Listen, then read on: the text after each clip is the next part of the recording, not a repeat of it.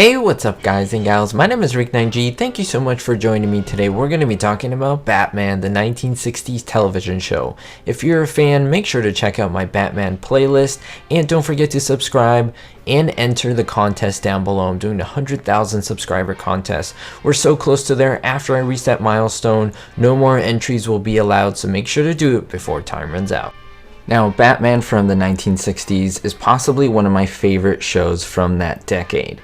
However, if you think about it, many people who watched it were kids, even maybe the parents of the kids who would watch these shows. And it was a great hit. I mean, it lasted 3 seasons. It brought the Caped Crusader finally to the little screen. Well, that is, for everyone, it was the big screen. Like at home, you can actually see Batman, Robin, you can see the villains, you could see the comic books come to life. Now, because it was a hit and it lasted about 3 seasons, it may be surprising to learn that the first episode, also known as the pilot for this one, the one that guest starred the villain, the Riddler, when it was aired before test audiences, it actually came out to be bad. No, I mean really bad.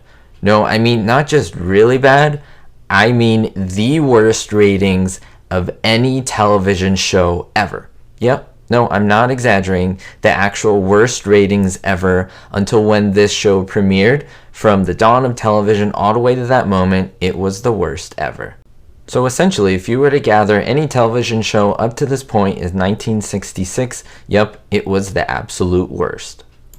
Now, how do we know this? And in fact, how did the show become so popular over time? Well, I'm going to talk a little bit about that. Let me talk about the group that was actually shown this pilot film. And I'm showing images of the pilot film in itself so you can see what I'm talking about.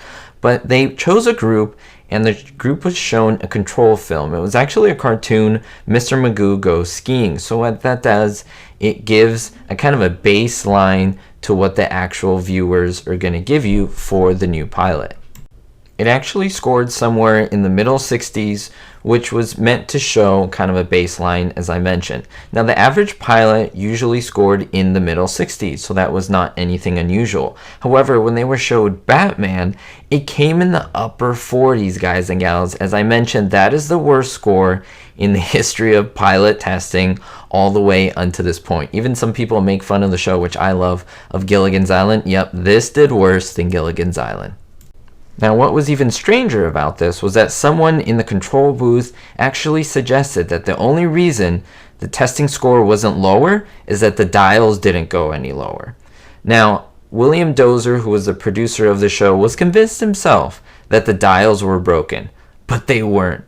Now, Ed Sherrick said they weren't, but added that he didn't give a hoot. He didn't care what the audience said. He knew that the show was good and that America would love it. Now, you may be surprised to learn what they did, because ABC was the network who was going to show Batman, and they weren't so sure. They were actually pretty scared. Now, they told Dozier and Fitzsimmons, who were both in charge of the show, to put a laugh track on the show. Imagine Batman with a laugh track, because it was silly, it was a little cheesy, but we kind of liked it for that reason. How would you like the show with the laugh track on it? I'd love to hear your comments down below.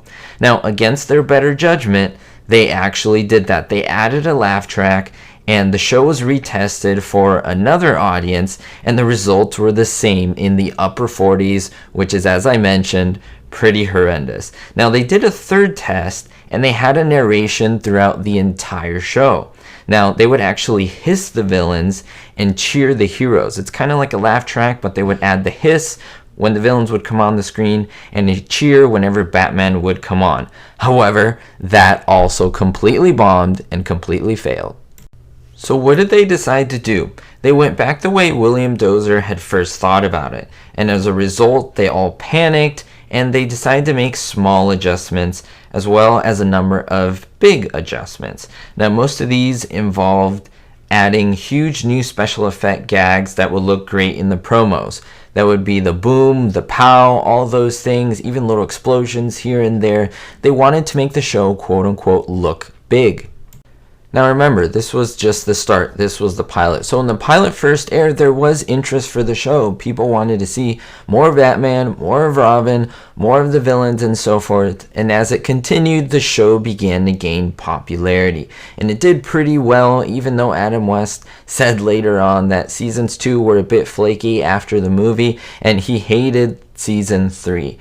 However, it could be said that this show was a cult classic. It was a phenomenon, and people are still watching it today, embracing it for what it was, understanding it for what it was, and making it one of the most beloved shows of the 60s. Let me know your favorite episode down below, your favorite moment, and let me know, how would you see the show with the laugh track? Because I think that was really puzzling and pretty comical to think about. How do you think the show would have done with some hisses for the villains? I think it kind of may have worked.